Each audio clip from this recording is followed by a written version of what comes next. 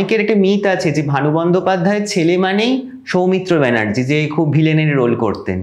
তা আমরা কিন্তু এখন দেখছি যে ভানু বন্দ্যোপাধ্যায়ের ছেলেকে ভানু বন্দ্যোপাধ্যায়ের মতোই দেখতে, সৌমিত্র ব্যানার্জি নন। তা আপনার কিরকম লাগতো গৌতম কাকু যে এই সৌমিত্র ব্যানার্জি ভানুর ছেলে, সেটা শুনে কিরা মনে হতো? এটা নিয়ে আমার একটা মজার গল্প আছে, দাদার কি আছে জানি না। আমি একদিন বারান্দায় দাঁড়িয়ে আছি, তখন একটা ট্যাক্সি থেকে কয়েকজন নামলেন।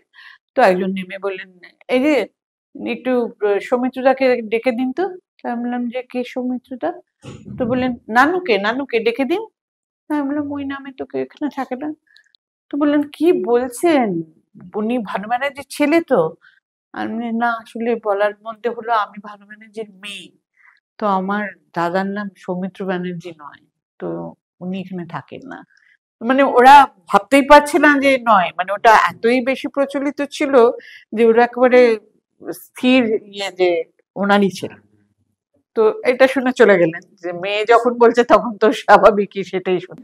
ও কখনো কোনোদিন না করলে যে তোমার বাবা তো ভানু ব্যানার্জি, ও কোনোদিন না বলেনি একটা।